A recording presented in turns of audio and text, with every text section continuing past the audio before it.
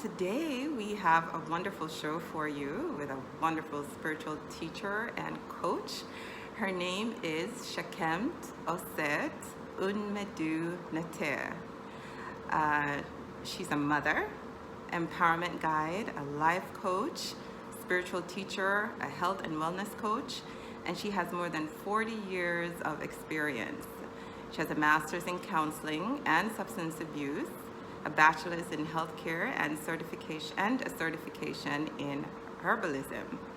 She comes well equipped to provide and nurture those who cross her path to a greater state of health. Shekhem-t Ausar-t has lectured in the United States and the United Kingdom and the Caribbean. She's also doing some great work in the Caribbean, in Jamaica right now. She's doing organic farming. She's working with herbs and making lots of preparations that work with healing and helping individuals. She's also doing lecturing here in Jamaica. She's trained as a high priestess in the Kemetic spiritual pathway. She has gone on to train others and is the founder of Amen Amaku spiritual community. Her focus on the African diasporan history, deep study of world religions, and her deep study of world religions has helped her nurture the concepts of unity with all humanity. So I'm gonna let her talk a little bit more about what she does and where she's been and who she is. So without further ado, thank you for having me. You're welcome. Deeply appreciated.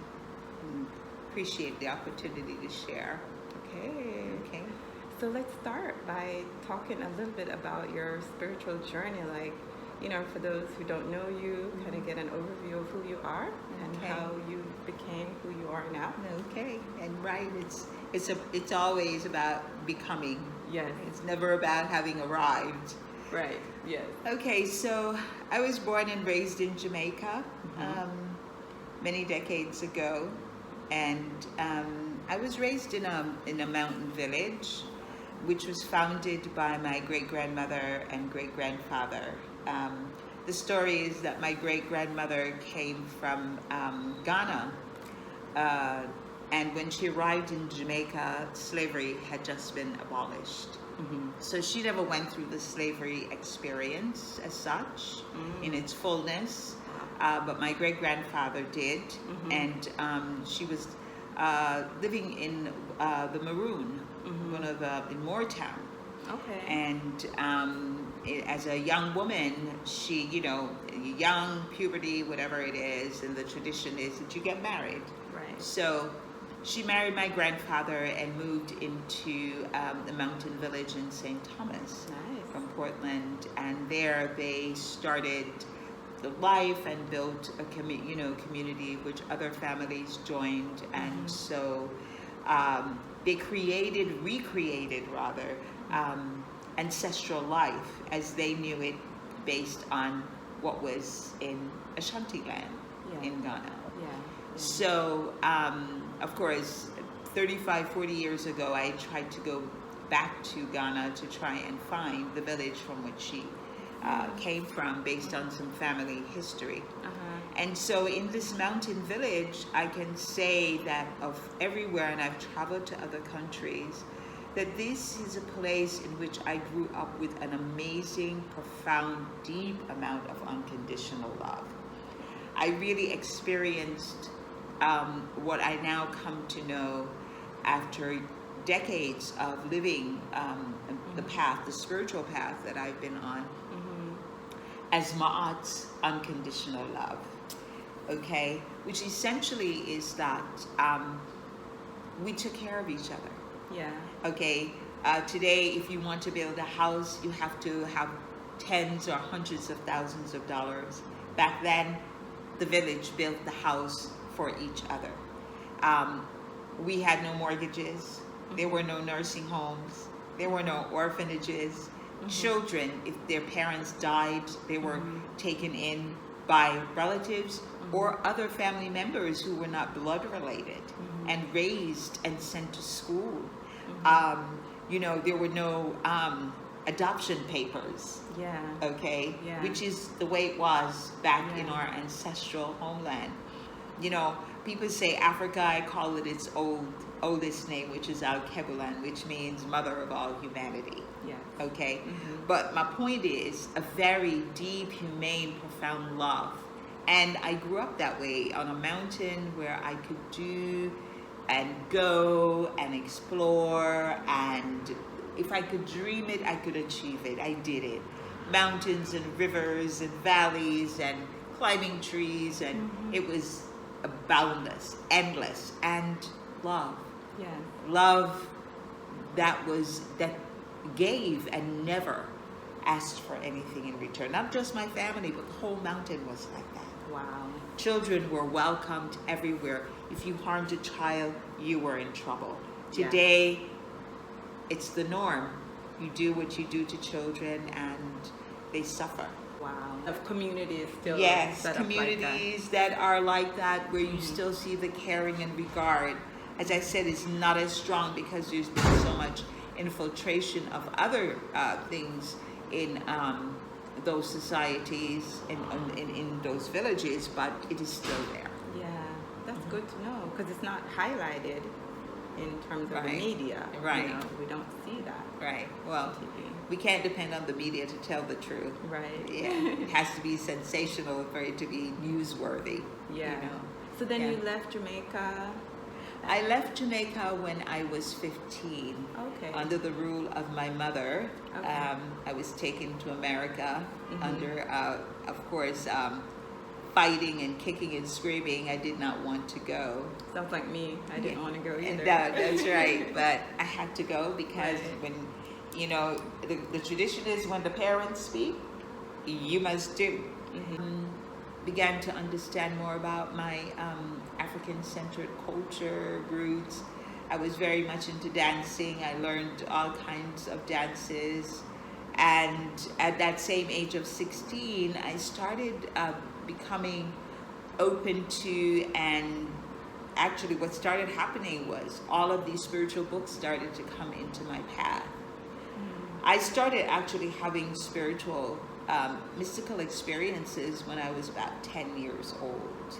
And when I was 16, I was reading things like Gnosticism, and astrology was very much in, you know, I was very much a loner as a young person, very studious. I read a lot. And so I was reading books, and people were just dropping things on me. So was there something going on around you that kind of led you to that path, or this was just inside you? No, I think part of what that was that my dancing, the dancing and the power of the rhythm of the drums, and the role that the drum can play in opening up a person's spiritual reality is part of what it is that started happening for me. Because when I was 18 and I went to college, I met a woman named, she was at the time Pearl Omowale Primus, who later was also inducted into by one of the presidents of the United States. But at 18, I went to Hunter College and I took a dance class from her, and I was dancing and, you know, was really into it, learning a lot of traditional dances from the Caribbean and from Africa. And she had her own way of teaching us how to engage ourselves with our culture. And after that one semester, she asked me to dance with her dance company. Wow. The Earth Theater. Okay. And Earth Theater, you know, we danced everywhere, on Broadway, off Broadway, Brooklyn Academy of Music. You know, I did all of that with her. The experience was great. Wonderful. And so at about 20 years of age, at 18, I became a vegetarian and, you know, gave up eating meat after I read Dick Gregory's book, Cooking with Mother Nature. You know, I read in a couple hours, that was it. My life was transformed. I was now a vegetarian, and I was not going to do anything else but be that. Yeah. Then after that, I at about 20 years of age, a friend of mine, I was also a Black Panther at 16. So a friend of mine actually came, and his name was Ujifunza. It was myself and this brother and another brother named Rashid. We were the rebels in the Black Panther Party back in that day. So he came and told me he was going to this place and taking these classes with somebody named Brother Ra. Okay. And I said, oh, okay. So I went one day on Friday evening down at 138th Street at then Rosicrucian Anthroposophic League, and started taking classes, and was there, and over time stayed for, which then later grew into what is known as Ausar-t Society today. So around 1980, 85, Ausar-t Society came into being, and I stayed there for many years, learned many things, hopefully shared many things as well, and was an integral part of that community. In 1995, the inner, as you know, in many spiritual, as you are on your spiritual journey, one may come into the knowing of particular things, but then it's time to move on. Sometimes we are meant to be together, what people call forever, as relative. Right. Yeah. But there are those times when you need to learn, and you need to learn, deepen yourself, move on, continue to learn to whatever it is that the divine, has in store for you. And Absolutely. so, yes, and so that occurred, and in 1995, the inner directive was given to me to move on and to share whatever I had learned, and to continue to learn and to grow. And I moved. I was in New York at the time. Later moved to Oklahoma in 1995. Was also connected to collaborating with other indigenous cultures, cultural communities, the Akan, the Yorubas. Those are also traditions that I walked through in my younger years and learned about Christianity. I grew up in a Christian home, but Akan and Yoruba, some of those other indigenous spiritual traditions, I became, aware of, and was also exposed to. And then through all of that, I came to really began to understand that the one path, that the one God concept, that it was really, the principles in many of them are very similar. And I began to really understand that the Osarian way also has multiple paths. You have one religion. It's a very spiritual religion. Right. But there are many paths, just like how Christianity, you have the denominations, you know what I'm saying? In a traditional indigenous cultures, you may have different houses. Right. So, and that's to give expression to the one divine. However, that sound, that vibration, that spirit moves through us. Yes. And so I honor, I embrace, I respect all of that. Yes. Yes. So Amen Emaku, Amen Emaku, which is the name of our spiritual priest family community, was birthed, and it means we who embrace the one God, the one spirit within all beings. Wonderful. Yeah. That is what it means. Yeah. Because, in other words, we see God within all. That everyone, all of us, we were created in the likeness of God. Right. That the concept of, and God said, let us make man in our own image, male and female. Yes. Yes. And so when we speak of the Supreme Being, in Amen Emaku, it has been written that Amen and Ament, that is the oldest name that was used in ancient Kemet for God. So the recognition of God as a beingness that expresses through feminine, masculine, right, realities is as we see it in the world, as above, so below. Every species has a male and a female, masculine and feminine energy vibrations that flow through them. Yeah, all through nature. All through nature. Yes. Okay, we say there is the mineral, the plant, the animal, of the human, and the divine kingdoms. There are 5 kingdoms, yet we have been taught there are only 4 kingdoms. Right. The divine kingdom is what we as humans need to aspire to becoming each and every day. That is our purpose in life, is to grow more and more into our godliness. Yes. Okay? Yes. So ultimately, it doesn't matter what religion you belong to. The question is whether you are living the spirituality that embodies, that underlies those religions. Right. What's at the core? What is at the core? Yes. That makes the religion Yes. plausible or valid. Yeah. And it is the living of those tenets that bring you into the greater understanding of this concept of God. Which I always say God is good. So if you do good, you're living godly. Yes. Yes.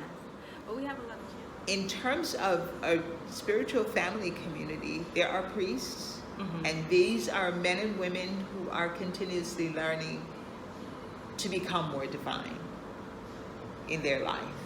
And we live a way of life in which we seek to show and express this unconditional love, which I experienced as a child, but did not know what name to put to it. Yeah.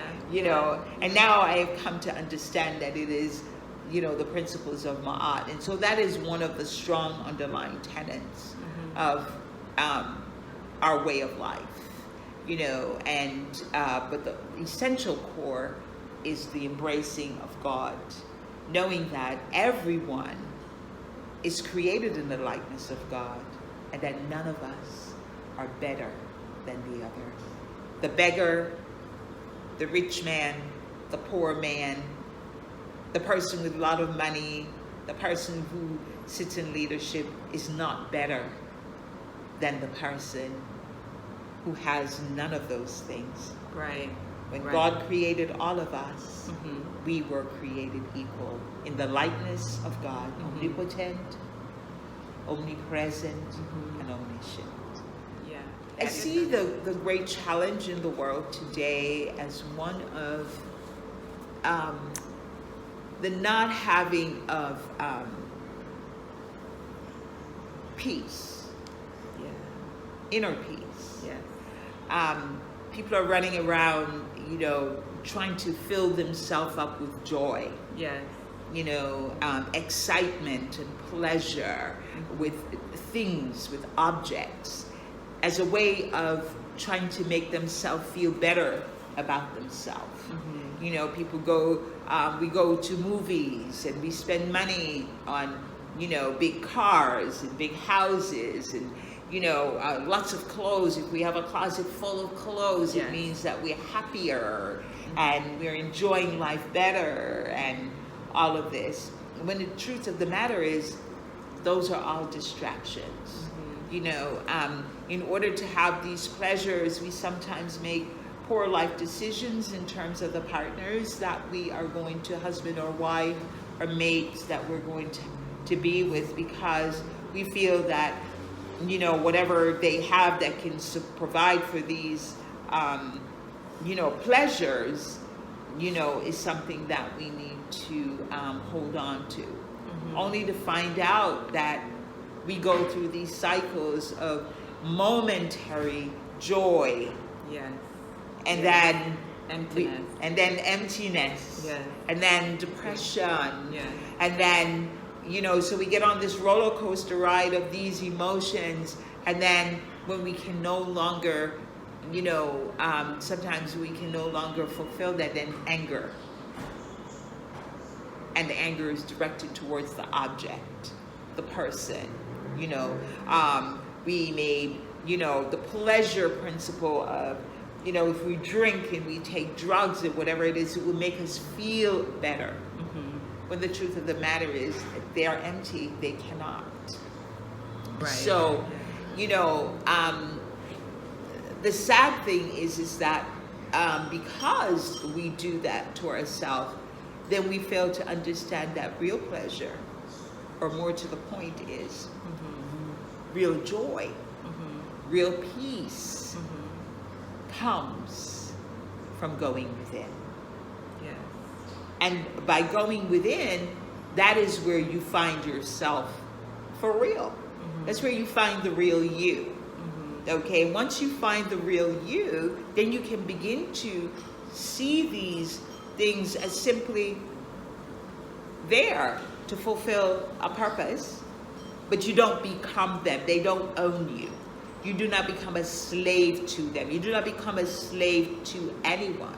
Right. In the pursuit of these, what we think is, the pleasure or the peace or the feel good that we're going to get from these things, then we're with a person that we marry to get this, only to find that there is no joy there. And some people stay in that cycle, sometimes for 30 years, 40 years. And through that, they end up missing their true path, their destiny, the purpose for why they came into life. And the negative effects on the children. Absolutely. As well. Absolutely. The negative effects when the divorce happens or the breakup happens, then, what you thought was joyful or pleasurable or whatever it is becomes hateful, anger, all of these things. When the truth of the matter is that you were just running after empty. Things that have no true substance, that are unreal. And so it's happening everywhere. Okay? We believe that, unfortunately, I say a big house. No, I want a bigger house than the person next door. I want a bigger car that will make me happy. I want to, I want to wear, I don't want to wear sandals or just comfortable shoes. I want the ones that are $500 because that will make me more important. They have a special name on them. That's right, and they have a special name on them. A name you can't even pronounce. And that's the point. You should not be able to pronounce it because that makes you more important. So I think that is a big part of it, is the illusion.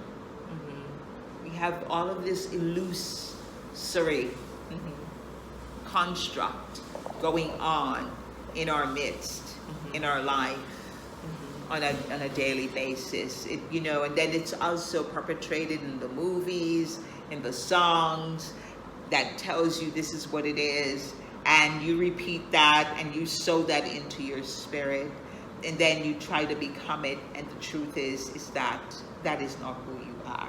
Yes. And how can we address this? I mean, I suppose that's the reason why there's so much disunity, the lack of peace, inner peace, and so you have all the disunity. Well, it gets projected, you know what I'm saying, out into the larger world, because let us take the example of husband and wife, or your mate. And I always say people should think of their husband and wife as their beloved. You know what I'm saying? The sweetness and the kindness that you express to each other, but makes that person beloved, should make that person beloved in your life. But the thing is that the Yi King is a great. It's called the Book of Changes, because life is about change, and change is always good, one way or another. Even though people say change isn't always good, it's relative. Relative Change is to always what? good. Change is always good. And the Okay. reason why is because whatever the situation, Uh-huh. there's always something in there for you to learn. And that is always good. Yes. Okay? So, Yeah. you know, whether it's a sweet thing or not a sweet thing, the change, there are lessons to learn, and that is always good. Yeah. And sometimes you don't realize it's good though Until, yes, way down the road. way down the road. Yeah. But it's good. Yeah. So the Yi King says, you know, a man and woman gets together and they live a life, they have children. Uh-huh. It says family is society in embryo. Meaning that as it goes in the families of every society, so goes the society Yeah. or the culture or the community. And then in time, the world. Okay, so what we're looking at today in terms of the chaos, the conflicts, the disunity, the disharmony actually started in the embryo. Wow. You take a child, Uh-huh. right? So I've counseled for many decades, for many decades, and in the last decade, a lot of children who are have emotional challenges, families. I work with families, ADD, ADHD, and from studying holistic medicine and anatomy, physiology, and a lot of the research that I've done, I've come to understand and see that that condition is something that actually for many of these children starts in embryo. Yeah. Yeah. And that teachers and people do not understand that it is not something that the child is doing deliberately, but from a genetic, from an internal perspective, they are living out a reality that started in the uterus Yeah. because of the mismanagement of many things, okay, while they were in the womb. Yeah. We won't get into that right now, but let us just say, I think that's a wonderful show. Yeah. To have a lot Right. of people don't understand that. yeah, I know that. Yeah. And as a result of it, many of our children are living in suffering Yeah. and not having the fulfillment of life that they should. And there are things that you can do to help them to better manage that, so that they can have some, semblance of a good life. Right. But they need to be nurtured and to understand, and the parents need to have skills and ways to be better able to handle that, to help the children. And I've done that with many, many, many families. Okay, the key though is you have to be consistent, because it is not something that is going to completely go away, but it can be managed. So the oracle says society, the family rather, is society in embryo. And in that, it means that whatever is happening in the family, the negatives that are happening in the family, over time will morph into the larger society. And in our world community at this point, and in many communities and countries, nations, the divorce, Yes. the destruction, domestic violence, Yes. all of these things are now the norm. War brings suffering. Yes. Yes. And the suffering that it brings does not allow for nurturance, development, and for transformation and growth. If you have a war in a country and the land is burned and there's no food that is growing, everyone is starving. Yes. And economies are not being built, and families are not being nurtured. There's no building up. There is just, the word is catabolism, catastrophe. Everything is being destroyed. Yes. And that is what's happening to families. And so, in a society or a community, as the family goes, so goes the society. That is why our ancestors in ancient Nubia, in ancient Kemet, Ethiopia, Ghana, South Africa, all over the motherland, that village, making sure that that village was at peace, was optimum. The adults, the children, everyone was expected to live under this tenet that social peace, social order was imperative. Okay? One of the cause of why we're having so much of this social upheaval and why we're having so much conflict comes from the fact that the individuals, you have to start with the thoughts. Everything begins with a thought. So how are people thinking that they want their life to go? How are people thinking that they should unfold their life on a daily basis? Well, most people want things to be easy. Here's the truth, and this is true. You know, they used to say, they have a word, they say, no pain, no gain. Well, for the human process, in order for you to grow, you must have challenge. For you to grow divinely, there must be challenge in your life. Until when? Until you become. Until you become. Okay. And when is that? Yes. Fully divine. Then when you get to that point where nothing is a challenge, you see everything is an opportunity for growth. To live a life, to get to a point in your life where you say, wow, that is a difficult situation and I'm going to step in it because I know I have to. It's my duty, it's my responsibility, and I am going to go through this so that I learn the lesson. There are some people who came into this life on earth to go through just that. Obstructions, to go through calamities, because that is what's going to make them great. That is what's going to help them to become godly. That is what is going to help them to be a force for good in the world. That is what is going to help to elevate their ancestral line and move their family ancestral line into a higher level of consciousness. That is what they have come to do. Sometimes you meet people who have really bad health. And one of the things I've come to understand is the person who's going through that suffering and the way of life that I live, believe that you come again and again into life. Okay? In ancient Nubia and Kemet, which are the cultures that we hold to, you're taught about the afterlife. You're taught about reincarnation. And sometimes people come into life in order to bear the burden of purging the sicknesses and the illnesses that exist in a family so that the next generations will not have to go through that hardship. Such a person becomes an exalted one within their family ancestral line and helps to uplift that line.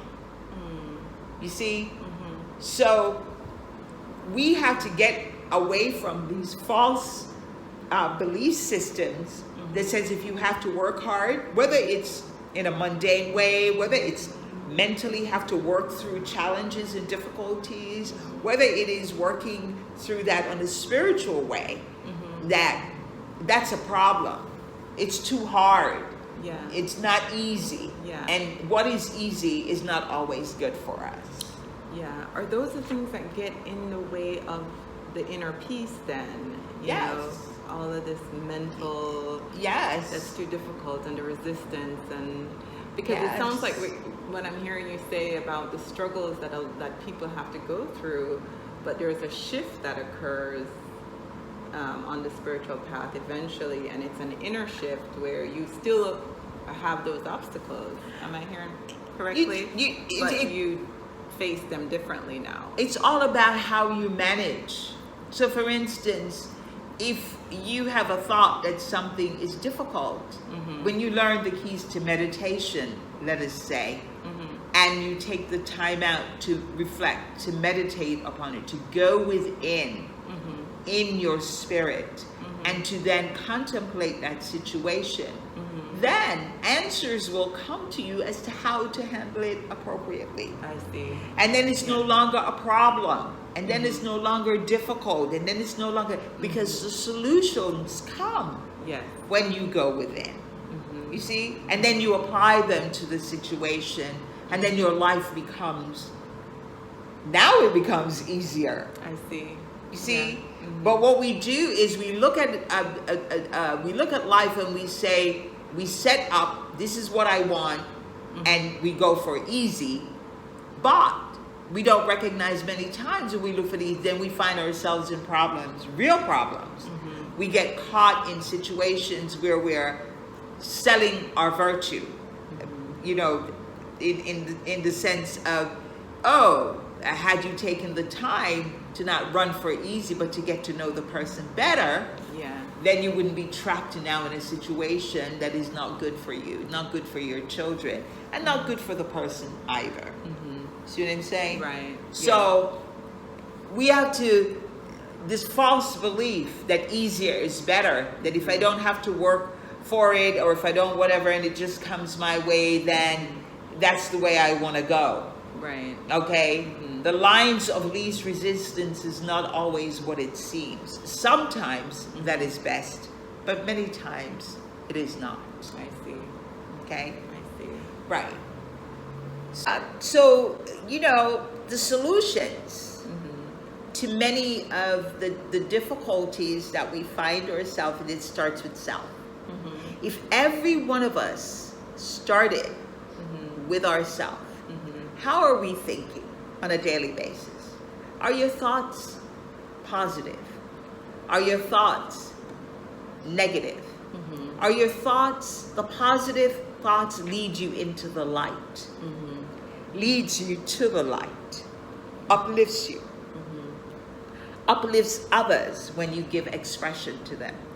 The negative thoughts lead you into darkness, okay, and depression, and creates, you know, anger, lust, pride, greed, envy. Those are the pathways of darkness.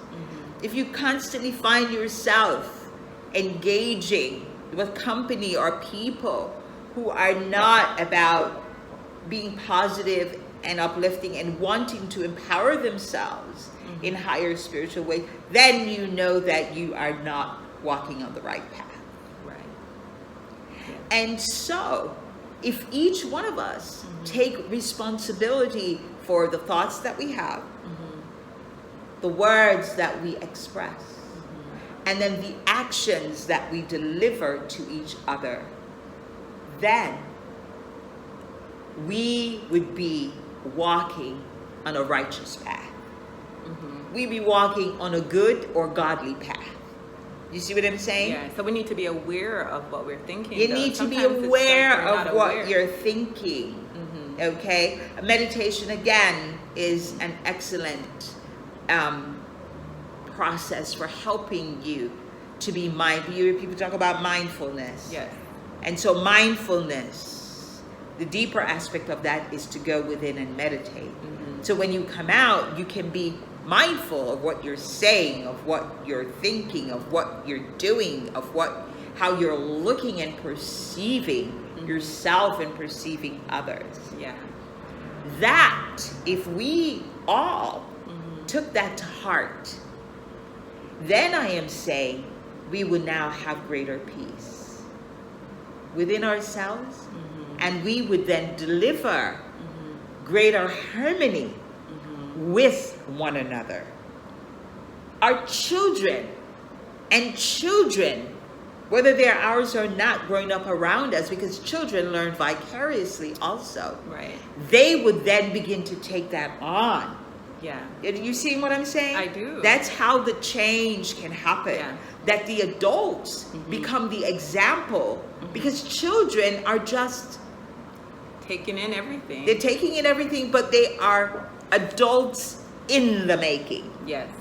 Yeah. And what you get in your formative years, the foundation that you get is what is going to carry you all the way to the point when you leave this world. So the nurturance of right thinking, right expression, and right action is what children need to be seeing every day. It's what young adults need to be seeing every day. And you said that starts from the womb. Yes, I mean, how a woman carries a child, how she is, her emotional state, her condition, you know, even what she eats. I know there are children, one of my daughters, I used to eat broccoli all the time. And when she was born, broccoli was the order of the day. She would eat no other vegetable but broccoli. Imagine. And then she got to one point older in the age where she said, okay, I'm done with broccoli now. No more broccoli. Yeah. You know, yeah. But what I'm saying is, yes, Yeah. we inherit the psychical, mental state that is in our parents. Be it and you know, we see it the when we emotion, come out. yes, and when you see that and it's resown into you, Yeah. so the environment that you live in is very important. Yeah. But again, we are born with infinite potential. Yes. So we don't have to stay stuck there. No. We don't have to keep saying, well, my mother was like this and my father and my grandparents. No. You too come. It is your mother, your father, and you. Those are the three in one also that exist in every one of us. At some point in your life, you have to make a decision as to whether you're going to go on the path of your parents or you're going to follow a path that is better. We in Jamaica have a say. We say, every generation furthers the next. Right. We want the next generation to be better. I want my children to be better. And so sometimes we take it on that we, you know, send them to better schools or whatever. So, which is not necessarily the way to go. It really is about being better in turn. I see there's a translation of being better human beings. Better people who are of greater virtue, of greater character. That is what we need to go for. So those are some of the solutions that we need to reach for. Because if we take responsibility for our behaviors, for our actions, for the way we talk to our husband and our wives, which are the closest people to us, we should never, or let me just say, we should strive mightily to not express anger, outbursts, destructive thoughts, hateful thoughts towards your family members. Your harshness, your anger, find another way to disperse that. Find other ways to remove that from your consciousness. Because when you say those things, you can't take them back. Yeah, it's true.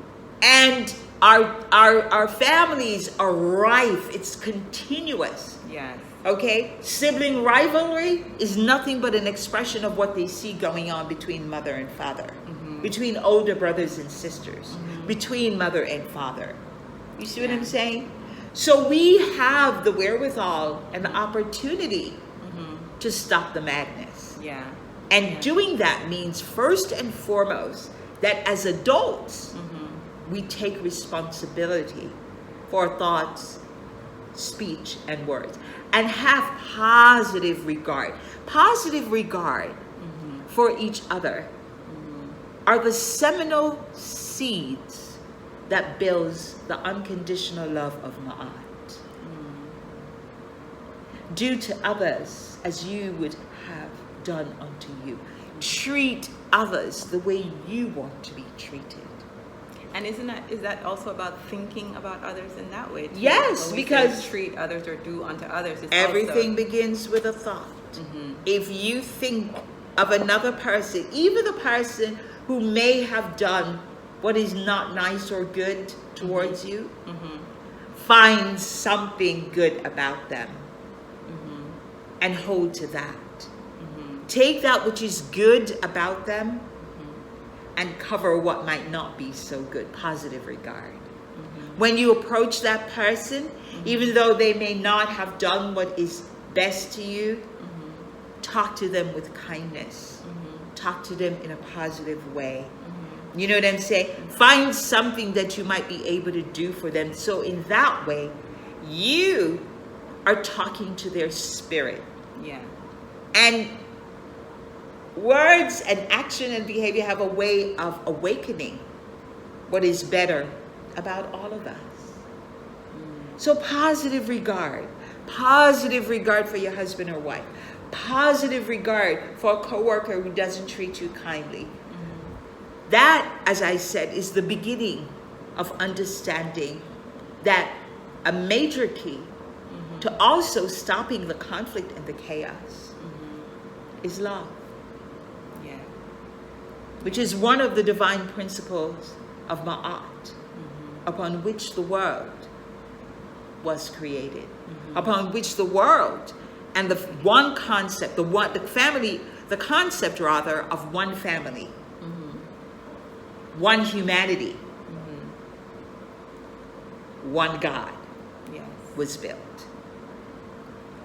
Thank you so much for having me. Thank you for being here.